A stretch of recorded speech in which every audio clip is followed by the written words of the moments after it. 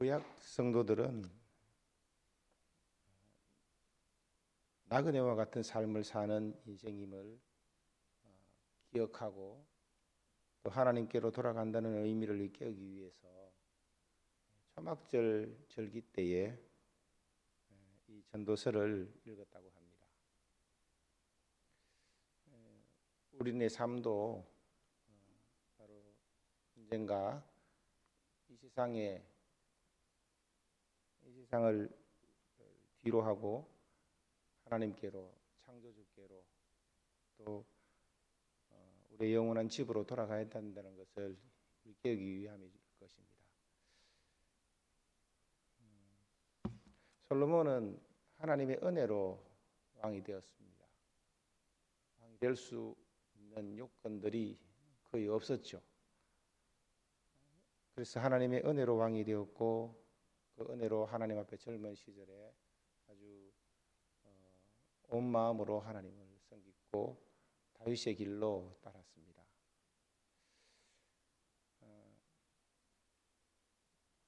하나님의 지혜를 받아서 이스라엘을 통치할 때에 백성과 이웃과 모든 사람에게 다 잘하기를 원했고 그래서 평화를 누렸습니다.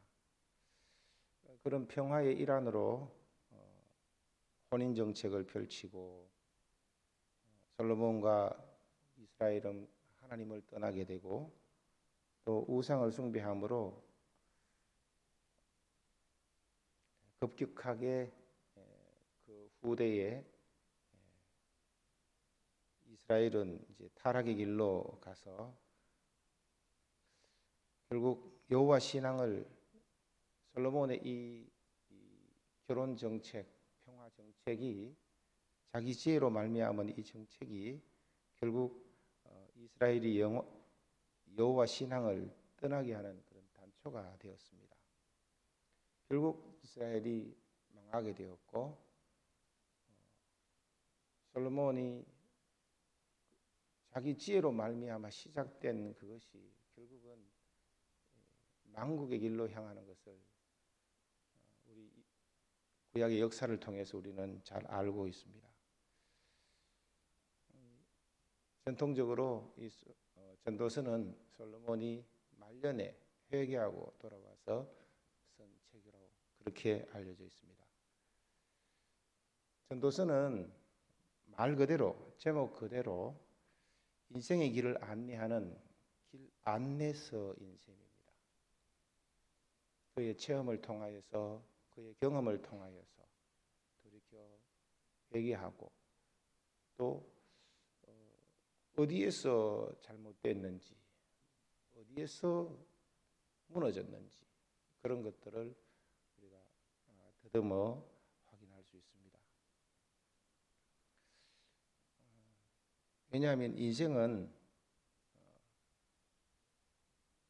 이런 말이 있죠. 인생은 일방통행이다. 인생을 한번 잘못 살게 되면 시행착오를 만회할 수가 없기 때문에 두 번째 기회가 없다는 말이죠. 요즘 유행하는 말로 이런 생은 처음이다. 50대는 처음이다. 그런 말처럼 많은 실수를 하게 되고 또 그런 시행착오가 있죠. 그렇지만 그런 시행착오를 줄이기 위해서 긴 역사, 영원이라는 그 시간 속에 한순간 점에 지나지 않는 삶을 사는 우리가 그런 참다운 지혜로운 삶을 살도록 하기 위해서 우리에게 주신 그런 좋은 성경 말씀이라고 생각을 합니다. 왜냐하면 많은 사람들이 그런 헛되고 헛된 것들을 추구하면서 이렇게 살아가고 이 땅에서 살아가는 삶의 의미를 살아가는 그 삶의 진정한 의미를 성경이 제공하는 하나님이 제시하는 그런 편에서 한번 더듬어 생각해보고 또 그 하나님 뜻 아래서 자기 삶을 세워가기를 원하기 때문일 것입니다. 우리가 본문 말씀으로 돌아와서 앞서 살펴봤던 본문에 이어서 오늘 말씀이 계속 전개되고 있습니다. 전도서 2장 3절 말씀에 어제 살펴본 본문 말씀에 그 목사님께서는 그 아주 고차원적인 철학적인 차원에서 이 말씀을 이 본문 말씀을 이렇게 했는데 일반적인 전통적인 견해도 좀 여러분이 알았으면 하는 그런 마음입니다. 여러 가지 그 영어 성경책을 들여다 보니까 2장 3절 이 본문 말씀이 두 가지 뜻이 아니라 한 가지 뜻으로 주로 되어져 있습니다. 그러니까 우리 한국 문화 자체가 술에 대해서 좀 금기시되어 있으니까 말을 얼버무려서 이렇게 표현해 버렸어요. 그렇지만 그래서 솔로몬은 이 성경 구절이 좀 직설적으로 있는 솔로몬 입장에서 이렇게 표현한다면은 어떻게 살아야 지혜롭게 즐겁게 살 수 있을지, 또 이 땅에 사는 동안 왕으로서 어떻게 해야 백성들에게 좋을지 선할지 이것을 생각하면서 조금 마시면서 자기 지혜를 잃지 않으면서 궁구하고 그 결과 여러 가지 사업을 하고 제왕으로서 여러 아주 전통적으로 아주 그 선한 왕들이 펼칠 수 있는 그런 사업들을 펼쳤다라고 그 해석학적으로 전통적으로 그런 식으로 이해를 하고 있습니다. 그래서 사업을 크게 하고 보배를 쌓고 인생들이 기뻐하는 처첩들을 많이 두고 무엇이든지 내 눈이 보는 것을 내가 금하지 아니하고 무엇이든지 내 마음에 즐거워하는 것을 내가 막지 아니하였다고 그걸 경험해 보았다고 그렇게 말합니다. 왜냐하면 이것이 대부분 사람들이 추구하는 목표이고 또 윤리적인 선한 그런 도덕적 가치이기 때문에 그랬습니다. 그랬는데 전도자는 그 결과가 허무하였다라고 바람을 잡는 것과 같아 무익한 것이라고 그렇게 고백을 하면서 오늘 본문에 이어지고 있습니다. 그래서 그 이유를 직접적으로 표현하지 않지만 부분을 설명을 하면서 설명을 이어가고 있습니다.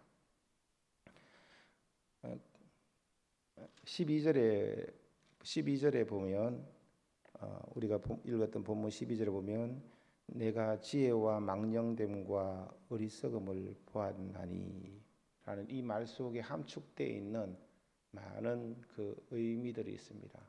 앞서 제가 설명드렸던 지난날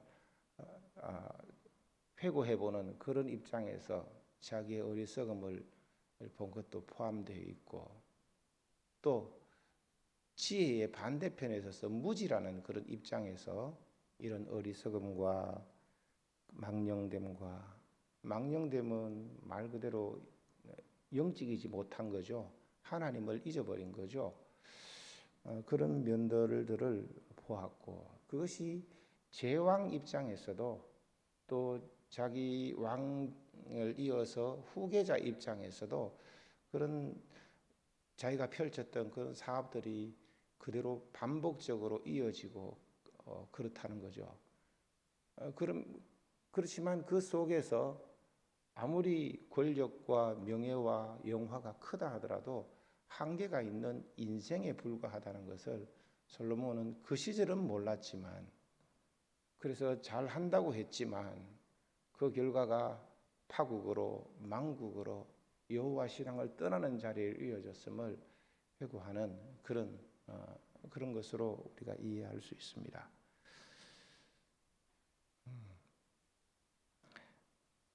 그래서 솔로몬은 왕으로서 전통적 성군들이 하는 그런 지혜로운 통치 규범을 따라서 백성들이 평화롭게 잘 살도록 하기 위해서 수많은 그런 사업을 펼쳤죠. 열왕기상 4장 25절에 보면은 그 단초를 우리가 솔로몬이 얼마나 그런 일들을 백성을 위해서 나라의 안정을 위해서 지혜롭게 잘 처신했는지 한 단면이 나와 있습니다. 솔로몬이 사는 동안에 유다와 이스라엘이 단에서부터 브엘세바에 이르기까지 각기 포도나무 아래와 무화과 나무 아래에서 평안히 살았더라. 이 구절이 시사하는 바처럼 그야말로 젊은 시절 하나님의 은혜를 받아서 좋은 그런 출발을 했던 것을 우리가 알고 있습니다. 그 결과 백성들은 그 어떤 이웃 나라와 비교해도 부러움을 살 만큼 타국의 그 왕들이 와서 이 나라처럼 이렇게 평화롭고 지혜롭고 도덕적인 규범이 높고 이런 나라를 그리고 그렇게 다스리는 그 솔로몬의 지혜를 듣고 싶어서 온 사람들이 많았다라고 그렇게 말하고 있습니다. 근데 오늘 본문에 이어지는 이 내용은 이런 삶을 살았다 하더라도 그것이 이 땅에 한하는 이 땅에 사는 동안만 유익했던 그 나머지는 각자가 각자의 몫으로 주어진 하나님과의 관계성을 맺어야 하고 그 부분에는 자기가 어떤 것도 이렇게 결정적으로 이렇게 그 마음에 영향을 줄 수 없는 것 한계를 왕이지만 인간으로서의 한계를 느끼고 잘 되기를 원하지만 자기의 정책마저도 잘못 빗나가는 것을 보면서 그런 그 한계를 말씀하고 있습니다. 그래서 이러한 일은 권력과 욕심, 부와 영화에 눈이 멀어서 여러 가지 사회 문제를 일으키고 백성들을 도탄에 빠지게 하고 심지어 적국의 침입을 받아서 백성들이 생명의 위협을 받아야 하는 이런 것들에 비하면 아주 훌륭한 지혜로운 그런 왕이라고 할 수 있죠. 그러나 그런 왕이라 하더라도 앞서 말씀드렸던 이런 것들에 비하면 아주 지혜로운 것입니다. 이런 통치자가 어디 있겠어요? 그런 왕이 어디 있겠어요? 그렇지만 이런 지혜로운 왕이라 할지라도 한계가 있음을 죽음이라 하는 이 문제 앞에서 아무런 힘을 쓸 수도 없었던 자신을 발견을 했습니다. 그래서 이 왕의 지혜의 한계, 인생의 운명에 대한 한계 이런 부분들을 다시금 되돌아보는 그런 입장으로 그런 입장인 것입니다. 창조주 하나님이 인생을 지으시고 오고 오는 수많은 세대 가운데 한 점에 지나지 않는 한 부분을 사는 인생으로서는 하나님의 섭리와 하나님이 하시는 일들을 다 알 수도 없고 인생에 그런 인생에게 기대하시는 하나님의 뜻을 다 헤아릴 수도 없었기에 유한한 인생 70, 80, 100년 인생을 사는 유한한 인생을 사는 사람의 지혜로서는 아무리 지혜롭다 한들 이 죽음 앞에서 한계가 있다는 것입니다. 그것도 살아있는 동안 삶을 생각할 뿐 살아가면서의 이 땅에서의 삶을 생각하고 또 잘 살기를 바라고 그것을 생각할 뿐 삶이 끝나는 죽음과 죽음 너머를 경험할 수도 없고 또 있다 한들 그것을 확인시켜 줄 수 있는 방법도 없는 것입니다. 결국 인생은 이 죽음을 피할 수가 없고, 이 인생의 운명은 유한한 그 인생이라는 것을 절절히 느꼈습니다. 그 대목을 오늘 본문 속에서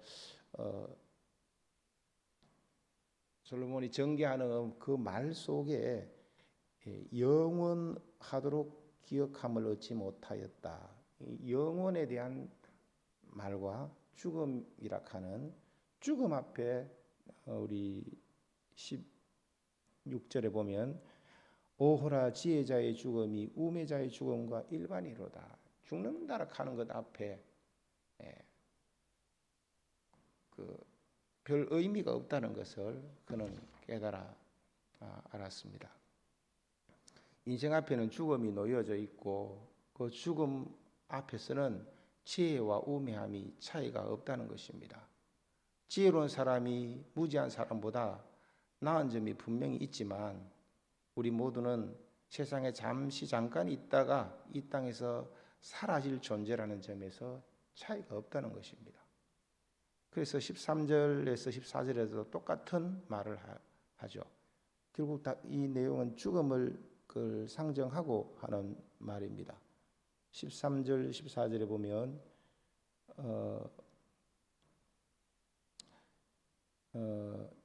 내가 보니 지혜가 우매보다 뛰어남이 빛이 어둠보다 뛰어남 같도다. 지혜자는 그의 눈이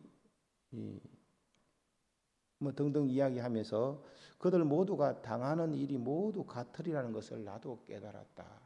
이 죽음이라 하는 것 앞에서 이 땅에서 살다가 죽어 모든 게 끝난다면은 세상에서 무슨 일을 하든 잘하든 못하든 사는 동안 자기 편한 대로 막 살면 되는 것. 만약에 그 끝이라면 그래도 되잖아요. 그래서 이 죽음이라 하는 것 앞에서 모든 것들이 덮여져 버리기 때문에 지혜자나 또 우매자나 똑같다라는 그런 깨달음을 얻었다는 것입니다.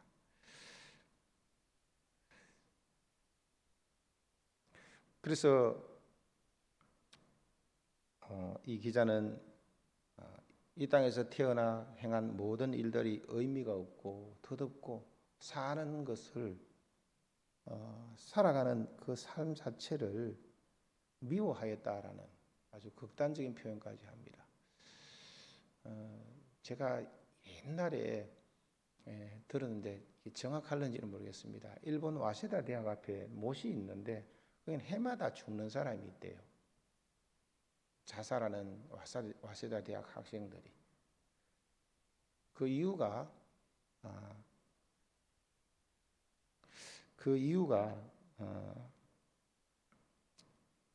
그 대학에 인생 무상을 강의하는 문학자의 영향 때문이라고 한답니다.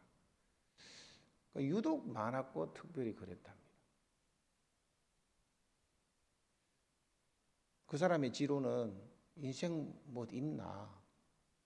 태어나 자식 놓고 태어나서 결혼하고 자식 놓고 살다가 가면 끝. 그 이상 없는 그게 인생 전부다라고 그렇게 설명을 했고 때문에 일본 사람들이 이런 회의주의 이런 영향이 많습니다. 오늘 본문 솔로몬이 바로 그 끝자락에 대한 이야기를 우리에게 하고 있습니다.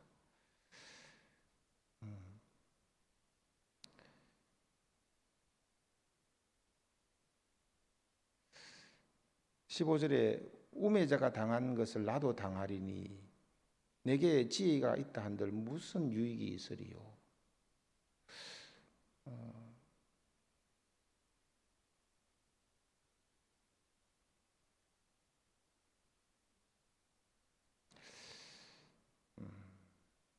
우리도 이런 죽음이라 하는 문제 앞에 이 땅에서의 삶에 대해서 어떻게 살아야 될지 성경과 하나님의 물음 앞에 답을 해야 합니다. 성경은 모든 인간이 한편으로는 흙으로 지음을 받았으므로 죽음과 함께 흙으로 돌아가야 하지만 또한 하나님의 곧 영으로 지음을 받았기 때문에 영원한 존재라는 것입니다. 하나님이 처음 아담 하와를 지으실 때부터 영원히 살 존재로 지었다는 것입니다. 그러나 죄가 세상에 들어온 이후 죽음이 인생에게 필연적으로 주어졌고 영원히 행복한 삶은 천국의 소망을 믿음으로 산 사람들에게 주어지는 그런 것이라고 성경은 말씀하고 있습니다. 그래서 우리는 죽음 이후에 영원히 천국의 기쁨을 누리면서 살든지 영원히 지옥에서 고통받으면서 살든지 영원히 사는 그런 존재라는 것입니다. 흙의 인생을 살 것인지 하나님의 숨결 영으로 살 것인지 선택해야 하는 그런 상황에 놓여졌습니다. 솔로몬이 이렇게 지혜가 있다 한들 내게 무슨 유익이 있겠나라고 말하는데 그는 그 지혜로 죽지 않을 수 없고 결국은 죽을 수밖에 없으니 이 땅에서 행한 모든 선한 일은 한순간 있다가 없어지는 그런 몸짓에 불과하다는 것을 깨달았습니다.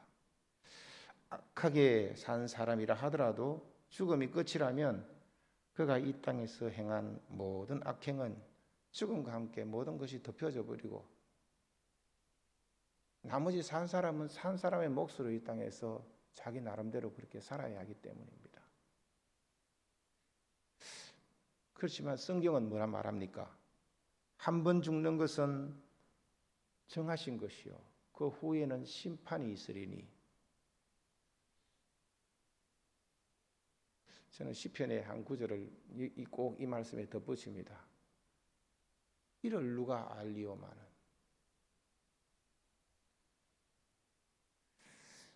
히브리서 9장 27절 이렇게 말한 이후에 그 후에 우리에게 대속자가 있다라고 소개를 합니다.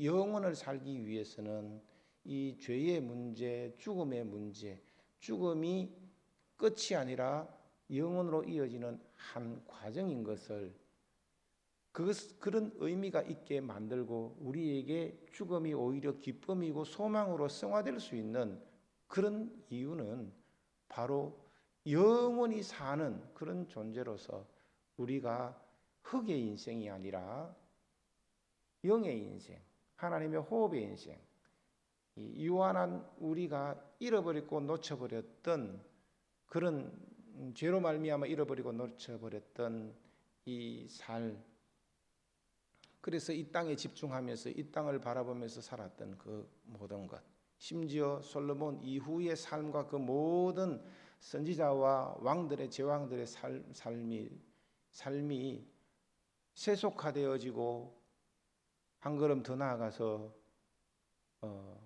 기복주의화되어지고 종교다원주의화되어지면서 다윗의 길을 버리고 여로보암의 길을 가고 아합의 길을 가서 오늘날 우리가 당면한 그런 삶과 똑같은 모습들을 걷고 있는 것을 바라볼 때에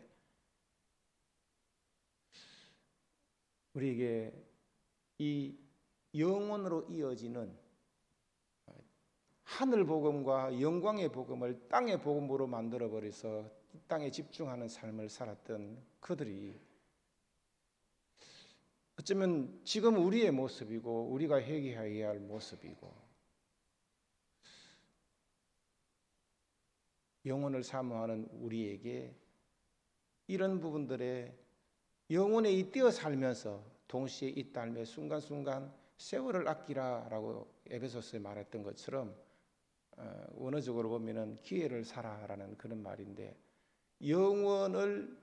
영혼에 영향을 주고 영혼을 위해서 하나님 나라를 위해서 우리가 기회를 사는 그런 삶으로 바라보면 이 땅의 삶의 순간순간 하루하루가 의미가 있어지고야 되고 그 영혼의 삶이 이 땅에서의 허무한 삶이 아니라 아주 가치 있고 보람 있고 기쁨으로 하나님 앞에 나아갈 수 있는 그런 길이 되지 않겠습니까?